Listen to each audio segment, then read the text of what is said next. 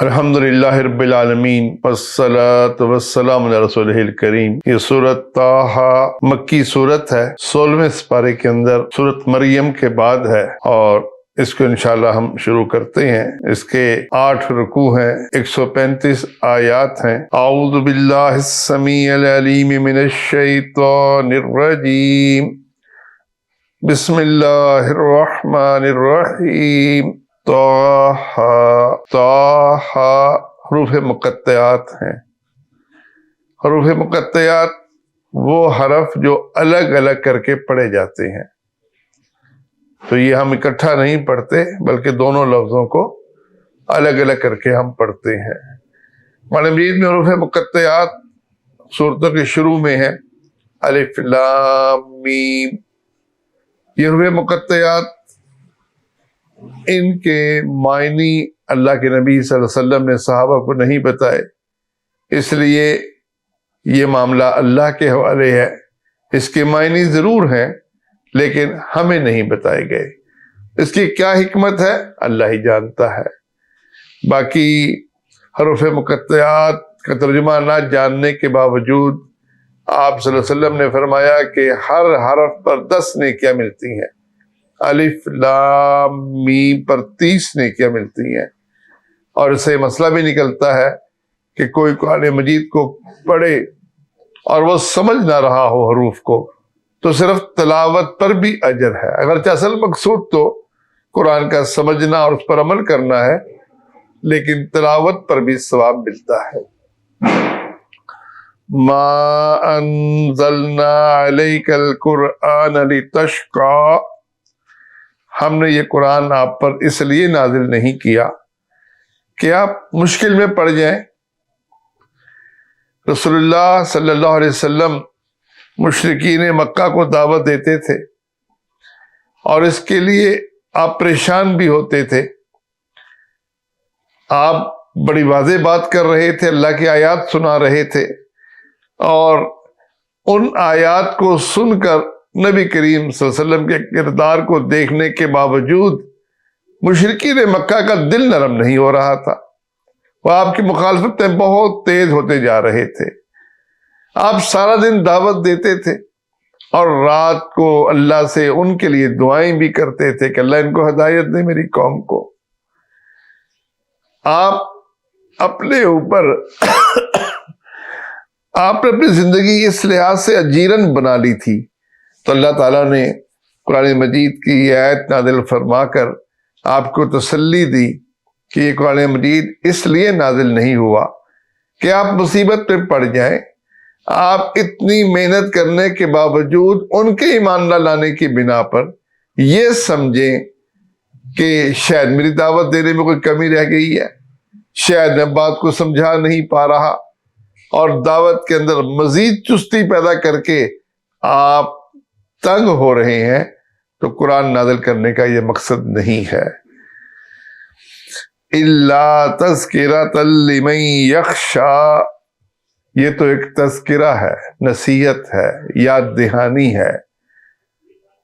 قرآن مجید کے اندر اللہ نے جو بات بھی کہی ہے وہ ہماری فطرت میں موجود ہے۔ جب ایک شخص فطرت کے مطابق زندگی بسر کرتا ہے تو وہ ضرور ان فطرتی دلائل کے ساتھ اس کا دل ہم آہنگ ہو جاتا ہے۔ وہ دیکھتا ہے کہ اللہ کی عظمت کا جو بیان ہے، اور پھر اللہ نے انسان کے اندر کہ دیکھو تم کس چیز سے پیدا ہوئے ہو، کتنے حقیر نطفے سے پیدا ہوئے ہو، اور پھر تمہیں اللہ نے سننے والا اور دیکھنے والا بنا دیا ہے، تو یہ اس کی شان ہے۔ اس کی عظمت کو پہچانو، اس کائنات کو دیکھو، آسمان کو دیکھو، زمین کو دیکھو، پہاڑوں کو دیکھو، جانوروں کو دیکھو، اونٹ کو دیکھو، یہ سب کچھ اللہ کی قدرت کے نشان ہے۔ اللہ کی توحید کے دلائل تمہارے اندر اور تمہارے ارد گرد پھیلے ہوئے ہیں، اور یہ اللہ عظمتوں والا، یہ اللہ اس نے اپنا یہ حکم نازل کیا ہے، اور یہ یاد دہانی ہے، لیکن فائدہ کون اٹھائے گا؟ لمن یخشیٰ، جو اللہ سے ڈرتا ہوگا۔ پیغام ہر ایک کے لیے ہے، لیکن ہدایت صرف اس کو ملے گی جس کے دل میں اللہ کا خوف ہوگا۔ ہدی للمتقین، جو متقی شخص ہے، اللہ سے ڈرنے والا ہے، جو اللہ کی عظمت کو پہچانتا ہے اور جو سمجھتا ہے کہ اللہ اس کے احکامات ہیں، اس کا کلام ہے، اور اس کا دل متوجہ ہوتا ہے اس کی طرف، تو یہ قرآن اسی کے لیے نصیحت ہے، اسی کو فائدہ دے گا۔ اور جو شخص اپنے آنکھیں بند کر لے، کان بند کر لے، اے نبی آپ اس کو ہدایت نہیں دے سکتے۔ اس لیے قرآن نازل کرنے کا ہرگز یہ مقصد نہیں ہے کہ آپ اپنی دعوت کی کمی کے احساس میں اپنی زندگی کو جیرن بنا دیں۔ اصل میں ان کے اندر خشیت نہیں ہے، ان کے اندر تقوی نہیں ہے، اس لیے ان کو یہ ہدایت نہیں مل رہی۔ تنزیلا ممن خلق الارض والسماوات العلی، تنزیلا یہ نازل کردہ ہے، تنزیل بڑے اہتمام کے ساتھ آہستہ آہستہ کر کے نازل کیا ہے، تاکہ جب بھی مشرکین سوال کریں، جب بھی شیطان ان کے دل میں وسوسہ ڈالے، تو قرآن مجید کے ذریعے اس کا صاف بیان آ جائے مالک الملک کا۔ ایک دم نازل نہیں ہوا آپ پر، یہ وقفے کے ساتھ، سکون کے ساتھ آپ پر نازل ہوا ہے، اور یہ نازل بھی اس ذات کی طرف سے ہے جس نے آسمان، بلند آسمان اور زمین کو پیدا کیا۔ اس کی عظمت کو پہچانو، کیسے یہ زمین اور آسمان میں اس کے احکامات چلتے ہیں۔ اس نے کن کہہ دیا، یہ زمین اس کے تابع دار ہو گئی۔ اب سورج بھی انسانوں کی خدمت کر رہا ہے، چاند اور ستارے بھی انسانوں کی خدمت کر رہے ہیں، یہ دن اور رات بھی ان کی خدمت میں یہ چیزیں لگی ہوئی ہیں۔ تو یہ اللہ نے نازل کیا، اس کی عظمت کو پہچانو۔ جب تم اس کی عظمت کو پہچانو گے تمہیں احساس ہوگا کہ یہ کلام کس ذات کا کلام ہے، جس نے کن کہہ کر پورا نظام چلایا ہوا ہے۔ اسی نے کچھ احکامات تمہیں دیے ہیں، اور ان احکامات کی اطاعت کرنا، ان کو بجا لانا، یہ تمہارے فائدے کے لیے ہے، ورنہ اس ذات کو کوئی فرق نہیں پڑتا کہ تم اس کی بات مانو یا نہ مانو۔ اور اس میں رسول اللہ صلی اللہ علیہ وسلم کو بھی تسلی ہے کہ دیکھیں یہ کلام کسی عام انسان کا کلام نہیں ہے، اس کی عظمت کو پہچانے، اور ان کے آگے درخواست کرنے کی حاجت نہیں ہے، ان کو تو اللہ مالک الملک کا پیغام سنانا ہے آپ نے۔ ان کے آگے درخواستیں کرنے، ان کے آگے حد سے زیادہ جھکنے کی کوئی حاجت نہیں۔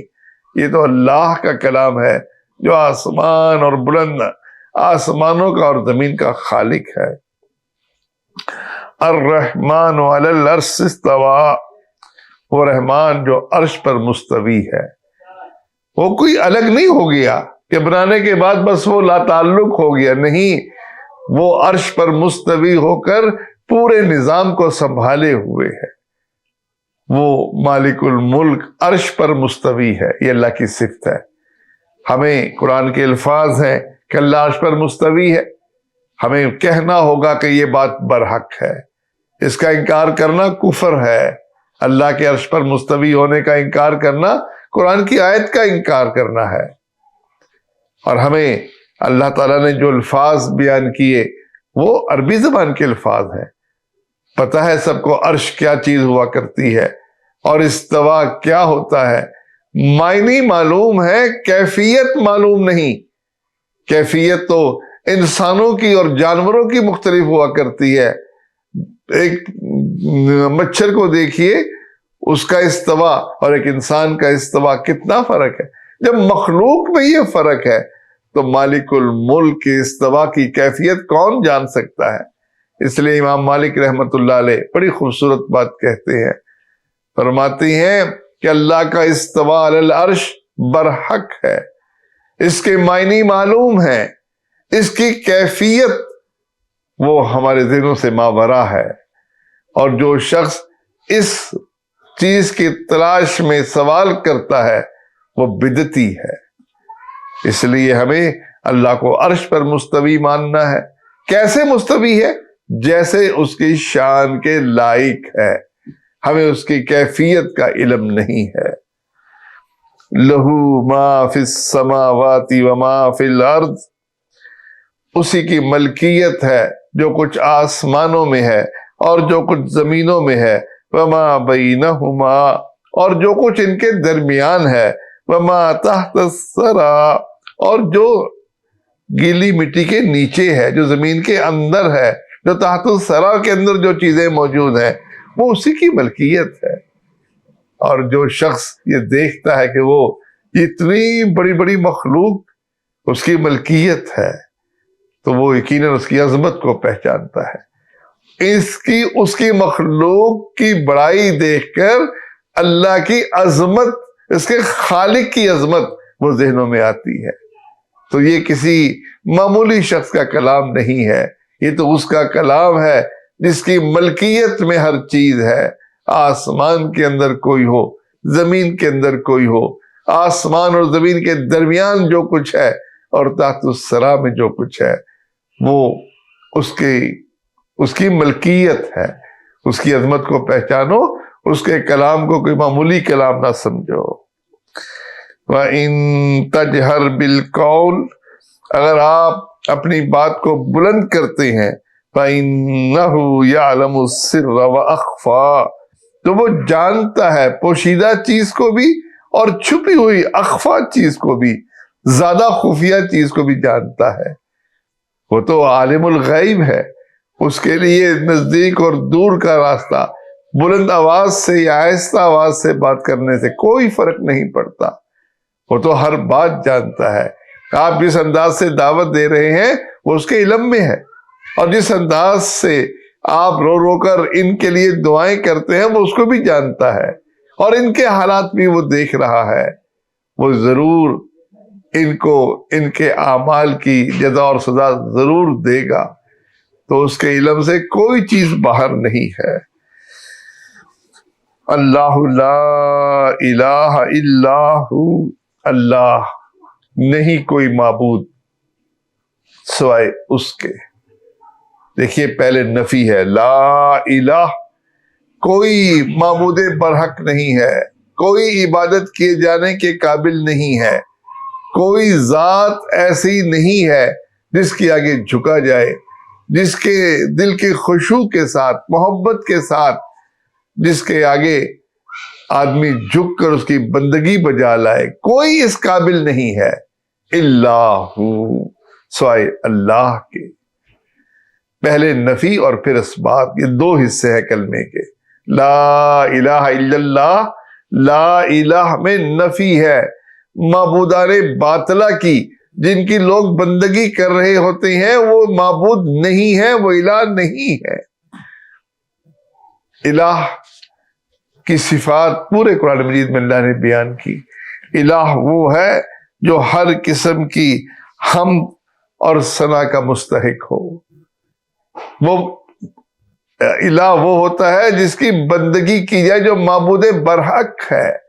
الہ وہ ہے جو مشکل کشا اور حاجت روا ہو، کارساز ہو، جو السمیع ہو، سننے والا ہو، البصیر ہو، دیکھنے والا ہو، العلیم ہو، دلوں کے راز کو جاننے والا ہو۔ جب یہ سب کچھ اللہ کے سوا کسی میں نہیں ہے، کوئی کسی کا مشکل کشا اور حاجت روا نہیں ہے، تو پھر اس کے سوا کوئی اور بندگی کے لائق بھی نہیں ہے، اور کوئی نہیں جس کو مشکلات میں پکارا جا سکے، جس کے حضور حاضر ہو کر آدمی یہ سمجھے کہ میری ساری مشکلیں دور ہو جائیں گی۔ نہیں کوئی معبود سوائے اس کے۔ وہی رزاق ہے، وہی مالک الملک ہے، وہی قادر ہے، وہی بے نیاز ہے، وہی الحی ہے، القیوم ہے۔ اس کو نہ اونگ آتی ہے نہ نیند آتی ہے، اور یہ صفات ایسی صفات ہے مالک الملک کی کہ اللہ کے سوا کسی اور میں یہ صفات موجود نہیں ہے۔ اس لیے فرمایا لا الہ الا ہو، نہیں کوئی معبود سوائے اس کے۔ دیکھیے یہ بنیادی عقیدہ ہے۔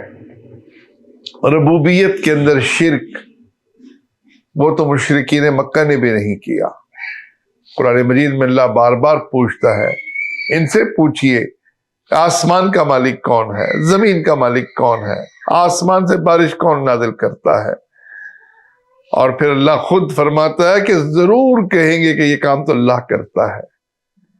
ربوبیت سب نے اللہ کے لیے تسلیم کی ہے، لیکن الوہیت کے اندر قوم نے شرک کیا، اس لیے اللہ نے لا الہ، نہیں کوئی الہ، الوہیت میں کسی غیر کی شرکت کی نفی کی ہے کہ جب وہ سب کچھ وہی کرتا ہے، وہی مشکل کشا اور حاجت روا ہے، تو پھر اس کو چھوڑ کر دوسروں کے آگے درخواست کرنا، دوسروں کو مشکلات میں پکارنا، یا علی مدد کہنا، ادرکنی یا رسول اللہ، اغثنی یا رسول اللہ کے نعرے لگانا، بری بری امام بری، میری کھوٹی قسمت کر کھری، یہ بات کہنا، یہ اللہ کی الوہیت کے اندر شریک کرنا ہے۔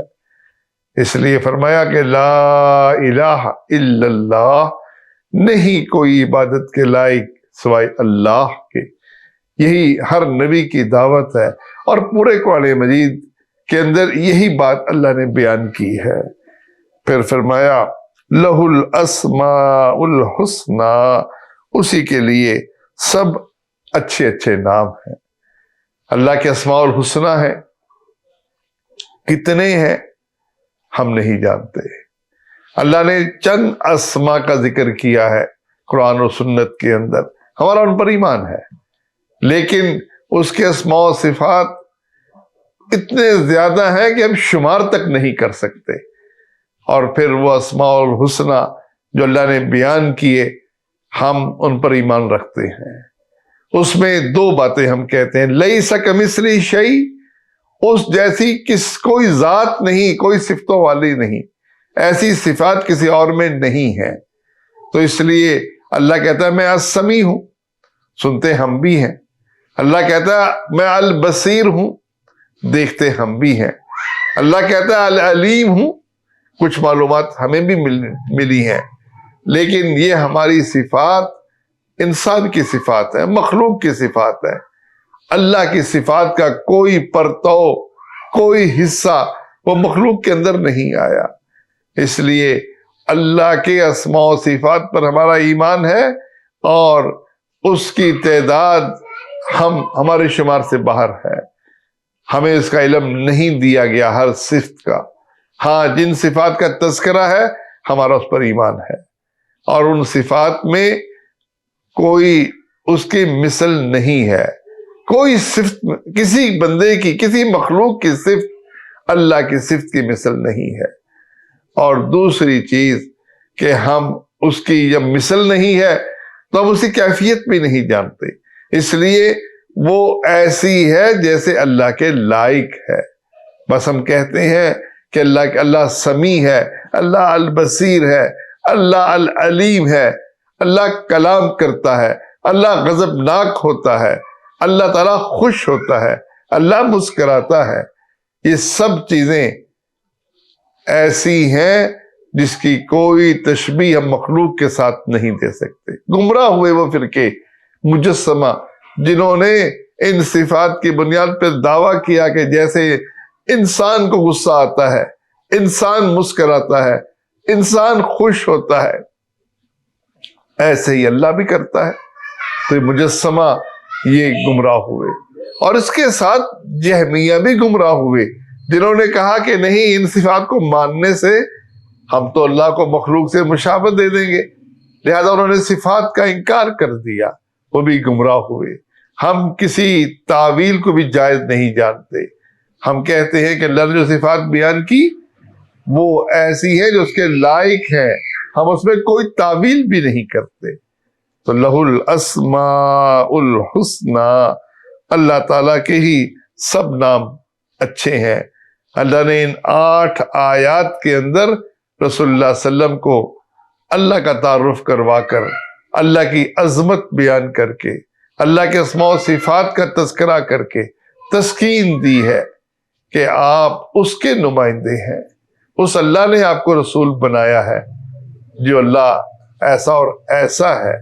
تو لہذا اس قرآن کو نازل کرنے کا ہرگز یہ مقصد نہیں ہے کہ آپ مشکل میں پڑ جائیں، ہر وقت ان کے پیچھے پڑ کر ان کو درخواستیں کرتے رہیں اور ان کے غلط مطالبات کے بارے میں سوچیں کہ شاید اگر یہ قبول ہو جائے تو یہ ایمان لے آئیں گے. ان کے بارے میں بے پرواہ ہو جائیے. یہ اللہ سے ڈرنے والے نہیں ہیں، اور جو اللہ سے ڈرنے والا نہیں ہے اس کو ہدایت کبھی نہیں مل سکتی. اللہ ہمیں صحیح معنوں میں اللہ پر ایمان لانے کی توفیق دے. ہم صحیح معنوں میں قرآن مجید کے مطابق اللہ کے اسماء و صفات کو پہچانیں اور اس پر ایمان رکھیں. اللہ ہم سب کو جنت میں اکٹھا کرے. آمین یا رب العالمین.